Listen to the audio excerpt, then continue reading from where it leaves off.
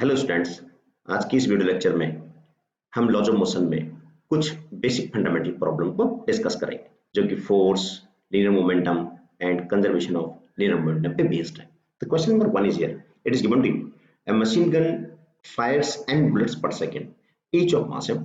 If the speed of each bullet is u, then the force of recoil is, और ये 4 options आपको given है। अब यहाँ पे इस प्रॉब्लम में हमें कैलकुलेट करना है what is the required force on gun.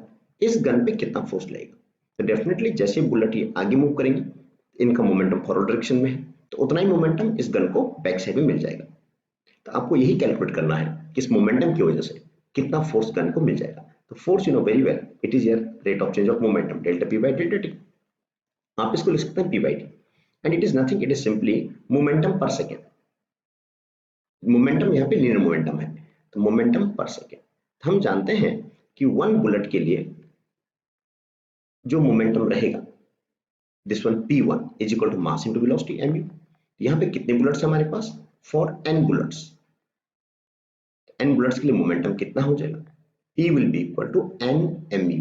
और यहाँ पे ऑटोमेटिकली गिवन है this n is the number of bullet per second, n bullet per second. तो मोमेंटम पर सेकेंड कितना हो जाएगा हमारे पास? Number of bullet per second into momentum of 1 bullet, and that is equal to mu. In this way your answer is nmu and correct option is this B।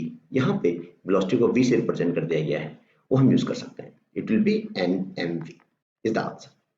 Question number 2 is here, the linear momentum of a particle varies with time t as p is equal to a plus pt plus ct square। Which of the following statement is correct? इस problem को answer देने के लिए आप directly momentum आपको given है a plus B T plus ct square. अब आपको जो डिफरेंट ऑप्शन गिवन है, उसमें तो फोर्स की बात हो रही है, फिर वेलोसिटी की बात हो रही है, डिस्प्लेसमेंट की बात हो रही है। Means let you calculate force here. We know very well force is equal to d upon dt of p। dp by dt is the force here, is the second law of motion. यहां पर हम d upon dt, p का derivative निकाल देंगे, it become here a plus bt plus ct square. इसको solve कर दीजिए, it become here d upon dt of a plus b into d upon dt of t and plus it is here c into d upon dt of t square। अब यहां पर हम देखेंगे it become 0 क्योंकि constant है, plus b dt upon dt इस differentiation become 1 and plus c into t square, ये बन जाएगा c into t स्क्वायर का डिफरेंशिएशन हो जाएगा 2t। यहां से आंसर बन गया हमारा b plus 2ct। It is the force here. अब यहां से force varies with time in quadratic manner, no. Force is time dependent, yes, force is time dependent here. In this way force is time dependent. यहां पे जो force है वो time पे depend कर रहा है। It means your answer B is correct option. Next question is here, a machine gun mounted on 2000 kg car on a horizontal frictionless surface fires 10 bullets per second. If 10 gram be the mass of each bullet and 500 meter per second with the velocity of each bullet, then acceleration of the car will be। और आपको 4 option यहाँ पे given है। इस problem में आपको दे रखा है कि इस तरह से हमारे पास कोई सिस्टम है और इस कार से हम यहाँ से बुलेट को फायर कर रहे हैं। इस तरह का मैकेनिज्म कोई हमारे पास है और ये फ्रिक्शनलेस सरफेस पे कार है। तो आपको गिवन है कि इस कार का अपना मास है, mass is capital M and the surface is frictionless, this m is given to you 2000 kg। अब यहां से हमने गन को फायर किया है इसके ऊपर से, यहां से। अब यहां से गन को हम इस डायरेक्शन में फायर कर रहे हैं। तो गन से अगर हम बुलेट को हमने फायर किया तो जो बुलेट का मोमेंटम होगा उस डायरेक्शन में होगा, और वही मोमेंटम जो बुलेट का होगा वो कार को इस डायरेक्शन में मोमेंटम दे देगा। यानी जितना मोमेंटम कार को मिलेगा उतना ही मोमेंटम बुलेट का होगा। तो इन दिस वे जो मोमेंटम रहेगा वो हम कैलकुलेट कर सकते हैं। अब मोमेंटम को सॉल्व करने के लिए हमें यहाँ पे ये देखना पड़ेगा कि 1 बुलेट का मोमेंटम हमें mb होता है। तो मोमेंटम ऑफ 1 बुलेट कितना हमारे पास, इसको मैं सॉल्व कर लेता हूं। Momentum of each bullet, and each bullet का मोमेंटम रहेगा हमारे पास m इंटू स्मॉल b। तो फॉर n बुलेट्स मोमेंटम कितना हो जाएगा? This momentum become, it become here p is equal to nmv। तो जो फोर्स एक्सर्ट होता है, force equal to change in momentum per second delta p by delta t। अब यहां पर मैं इसको मेंशन कर सकता हूं, इट इज p हियर। हम इसको मेंशन कर सकते हैं यहाँ पे delta P P by T. अब पी कितना है मेरे पास, N M V by T. इतना फोर्स बुलेट्स एक्सर्ट करेंगी और यही फोर्स रिक्वायर्ड फोर्स कार को मिल जाएगा, इस कार को इतना फोर्स मिल जाएगा। तो हम जानते हैं force is equal to mass into acceleration. अगर हम कार के लिए लिखें F is equal to mass into acceleration. Important point आपने देखना है, ये जो फोर्स एक्सर्टेड है, ये force exerted by bullets on car है, क्योंकि जितना चेंज मोमेंटम बुलेट का इस डायरेक्शन में होगा उतना चेंज मोमेंटम कार को राइट डायरेक्शन में मिल जाएगा। And F is equal to ma, ये हम पुट कर देंगे, mass of car is m, a is the acceleration of car, is equal to n by t into mv। अब इस प्रॉब्लम में मास ऑफ कार गिवन है आपको 2000 into acceleration a, n by t means number of bullet पर second, वो दे रखा है आपको 10 बुलेट पर सेकंड दे रखी है। And m is the mass of each bullet, it is 10 ग्राम। 10 ग्राम को आप चेंज कर लीजिएगा, 10 into 10 power -3, and v is the velocity of bullet, that is 500। in this way आप यहाँ से चेक कर सकते हैं, ये 3 है, यहाँ से कैंसिल आउट हो जाएगा एंड a become here 50/2000।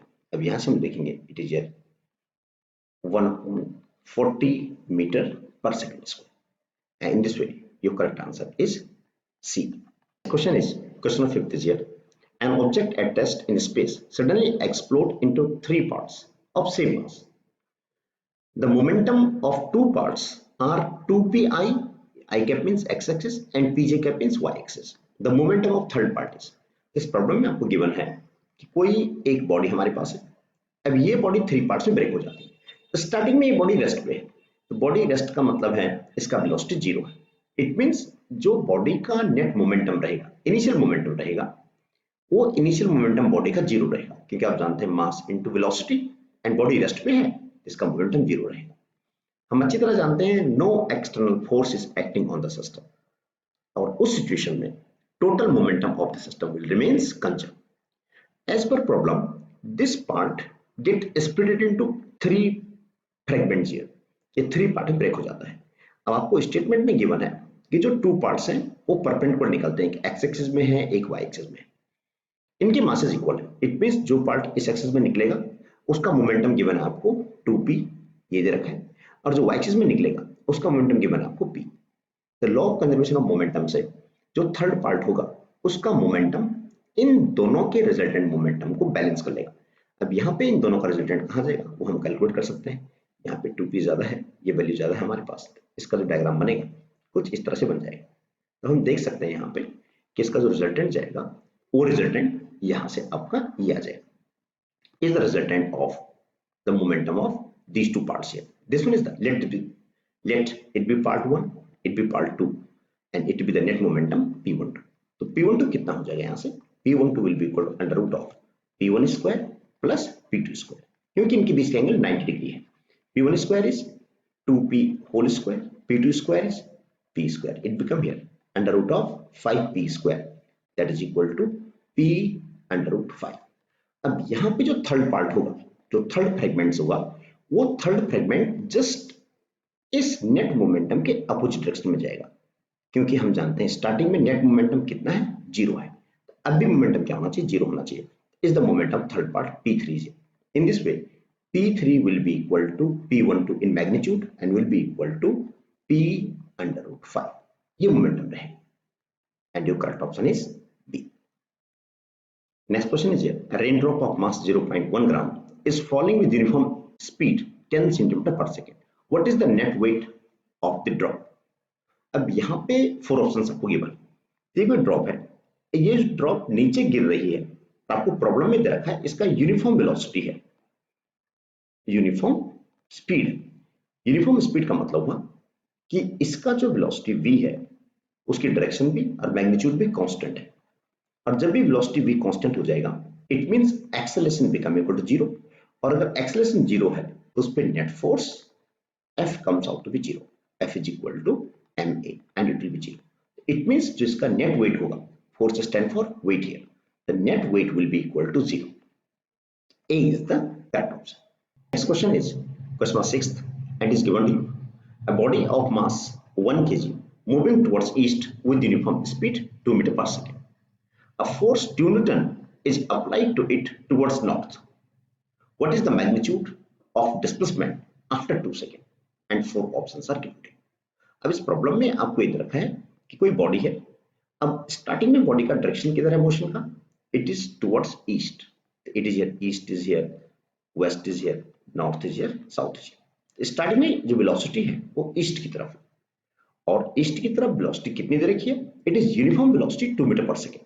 तो ईस्ट को अगर मैं एक्स एक्सिस अज्यूम कर दूं, let it be X axis, let it be Y axis, तो एक्स एक्सिस में जो वेलोसिटी रहेगी वो कितनी है मेरे पास, ux is equal to 2 i cap metre पर सेकेंड।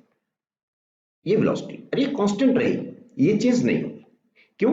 क्योंकि यूनिफॉर्म स्पीड है। आपको कितने टाइम बाद डिस्कस करना है, you have to discuss after 2 second. तो 2 सेकेंड में डिस्टेंस कितना कवर हो जाएगा, तो x equal to distance equal to velocity into time. Velocity कितना x एक्सिस में 2 है, टाइम कितना है 2 सेकेंड है, it become here x equal to 4 metre. लेकिन ये किस में आया है, x एक्सिस में आया है। इसको वेक्टोरिकली अगर हम रिप्रेजेंट करना चाहें तो लिख सकते हैं x vector is equal to 4 i cap metre. ये हमने x को डिस्कस कर लिया। अब वो प्रॉब्लम में बोलता है a force of 2 newton is applied to it towards north. अब आपने नॉर्थ की डायरेक्शन में फोर्स एक्ट कर दिया यहाँ पे। अब नॉर्थ में जो फोर्स लगेगा उस फोर्स की वजह से बॉडी में एक एक्सेलरेशन आ जाएगी। तो force F is equal to, you know very well, ma। So what will be the acceleration in y-axis? It will be F by m. F कितना है हमारे पास, 2 न्यूटन फोर्स आपने अप्लाई किया। बॉडी का मास कितना गिवन है आपको, 1 kg गिवन है, मास इज 1 kg है, इट बिकम हियर 2 मीटर पर सेकेंड स्क्वायर। ये बॉडी में एक्सेलरेशन आ गया है बट अलोंग y एक्सिस। अब हम y एक्सिस में डिस्कस करेंगे तो y एक्सिस में जो डिस्प्लेसमेंट आएगा, वी नो वेरी वेल, तो y इज इक्वल टू हो जाएगा u/t plus half ay/t square. तो y is equal to u/t 0। Starting में बॉडी का वेलोसिटी किधर है, x एक्सिस की तरफ है, y एक्सिस में इनिशियल वेलोसिटी 0 है। यहाँ पे ओरिजिन से हम बॉडी का मोशन स्टार्ट किया है हमने, initial velocity along y axis is equal to 0। अब वो बात अलग है कि बॉडी बाद में y की तरफ बेंड हो जाएगी। क्यों? क्योंकि इस डायरेक्शन में एक फोर्स लगा हुआ है, this one. Initial velocity y में 0 है, प्लस हाफ ay आपको गिवन है 2, आपने सॉल्व कर दिया इसको, इनटू टी स्क्वायर आपको 2 सेकंड बाद डिस्कस करना है, 2 into 2 and it again comes out to be y is equal to 4 metre. अब ये x एक्सिस में कितना कवर हो गया, 4 मीटर, y में भी कितना कवर हो गया, 4 मीटर। तो रिजल्टेंट डिस्प्लेसमेंट कितना हो जाएगा तो हम कैलकुलेट कर सकते हैं, and it become here resultant displacement r is equal to under root of x square plus y square. It comes out to be under root of x square, it is 4 square plus 4 square, and it is here 4 square into 2, and after solving this comes out to be 4 under root 2 meter. It is the resultant displacement of the body after 2 seconds. The correct option is B. Next question is question number 7th. Liquid of density rho flows along a horizontal pipe of uniform cross sectional A with velocity V through a right angle bend. What force should be applied to the bend to hold it in equilibrium? And 4 options are given. अब इस question में आपको जो situation दे रखी है वो थोड़ा सा डिफरेंट सी दे रखी है। वो ये कि आपको पहले फोर्स को कैलकुलेट करना पड़ेगा। यहाँ पर हमने कोई वॉल को अज्यूम कर दिया है, यहाँ से जो वाटर फ्लो करेगा ये वाटर यहाँ पे इस वॉल को हिट करेगा। तो हम एक बार इस क्वेश्चन को समझने से पहले, सॉल्व करने से पहले एक बेसिक फंडामेंटल को समझ जाते हैं। वो बेसिक फंडामेंटल ये है, ये एरिया ऑफ क्रॉस सेक्शन आपको ए दे रखा है, लेट इट बी, और जो वेलोसिटी है लिक्विड की वो कितनी है, v है। ऐसी सिचुएशन में कितना फोर्स एक्सर्ट होगा उसको सॉल्व करने के लिए हम अच्छी तरह जानते हैं force F is equal to होता है change in momentum upon time taken. F is equal to delta P by delta T। Change momentum is P is here upon T is here, P is the net momentum here. तो जो liquid बाहर flow करेगा यहाँ से उसका कितना momentum बनेगा, it will be mass into velocity upon time t। अब यहाँ पे हमें मास m कैलकुलेट करना पड़ेगा। तो मास m को कैलकुलेट करने के लिए मैं यहाँ पे हेल्प ले रहा हूं, और वो कॉन्सेप्ट होता है वॉल्यूम पर सेकेंड। तो volume of water flowing per second, तो volume of water flowing per second हमारे पास होता है एरिया इनटू वेलोसिटी। ये हम चेक कर सकते हैं इसको, area is A, velocity is B. हम समझ सकते हैं यहाँ पे area into velocity, area stand for metre square, velocity stand for meter per second, and it become here meter cube per second. Meter cube क्या होता है, वॉल्यूम होता है upon second. It means volume per second is a into b। आपने लिख दिया volume per second a into b आएगा। तो volume of water flowing per second is area into velocity A into B. तो mass कितना हो जाएगा, mass of water, तो mass of water flowing per second, और ये बन जाएगा हमारा मास इक्वल होता है volume into density, it means volume per second into density of that liquid, जो भी है, अगर वाटर है तो वाटर का डेंसिटी यूज करेंगे। Volume per second is AV, density of liquid is rho. लेकिन ये आपने सॉल्व क्या किया, mass of water per second m/t, ये आपने सॉल्व कर दिया है। तो यहां से फोर्स कितना हो जाएगा, F is equal to m/t into velocity v, m/t is a v rho into v and it become here, force become here a v square rho। ये वाटर के फ्लो की वजह से, वाटर की वेलोसिटी की वजह से जो फोर्स एक्सर्ट होगा वो ये होगा। अब यही फोर्स जिस मोमेंटम से वाटर बाहर फ्लो करेगा, तो वही मोमेंटम इस पाइप को भी मिल जाएगा, तो पाइप पे भी यही फोर्स एक्सर्ट होगा, जो फोर्स आपने सॉल्व कर लिया है ए बी स्क्वायर को। अब इस गिवन प्रॉब्लम में आपको थोड़ा कुछ चेंज करके उसने दिया है। उसने बोला है कि जो पाइप हमारे पास है, इस पाइप में एक बेंड है। उसने इस तरह से सिचुएशन को यहाँ पे शो किया है कि यहाँ से लिक्विड फ्लो कर रहा है और यहाँ पे आपके पास पाइप में एक बेंड है, और वो बेंड कितने एंगल का है, 90 डिग्री एंगल का है। अब इस बेंड की वजह से यहाँ पे जो भी लिक्विड फ्लो कर रहा है यहाँ पे, तो आप समझ सकते हैं कि एक जो फोर्स की डायरेक्शन होगी स्टार्टिंग में वो ये वाली है, that is F1 force is here, it is acting here. अब स्ट्राइक करने के बाद ये जो फोर्स नीचे की तरफ जाएगा ये कितना हो जाएगा, F2 हो जाएगा, यहाँ पे पाइप की वजह से, लिक्विड फ्लो होने की वजह से। पाइप का एरिया आपको गिवन है, तो इस सिचुएशन में जो नेट फोर्स लगेगा, एक फोर्स ये होगी और एक फोर्स ये डाउनवर्ड आएगी। तो आप समझ सकते हैं यहाँ से जो रिजल्टेंट फोर्स होगा it become here, F1 is here, F2 is here, जो रिजल्टेंट बनेगा इसका वो आपका यहाँ जाएगा। अब resultant force is this one, the resultant force is F12, F12 will be here under root of F1 square plus F2 square। अब यहाँ पे जो फोर्स एक्ट हो रहा है वो मैग्नीट्यूड में इक्वल रहेगा, क्योंकि वेलोसिटी भी सेम है और एरिया ऑफ क्रॉस सेक्शन भी सेम है। कितना हो जाएगा, it become F square plus F square, it become here F under root 2, और F आपने सॉल्व किया है अभी a v स्क्वायर को। अब यहाँ पे ये आपको स्मॉल दे रखा प्रॉब्लम में, तो हम क्या लिख सकते हैं इसको, स्मॉल a v स्क्वायर को। यहाँ पर आपने कंफ्यूज नहीं करना कि यहाँ पे मैंने एरिया a लिख दिया है और यहाँ पे एरिया कैपिटल हो गया, तो एक ही एरिया है, we can replace it a by a, इसमें कोई इफेक्ट नहीं पड़ेगा आपको, एक रिप्रेजेंटेशन है। इन this way your correct answer is C is the correct answer।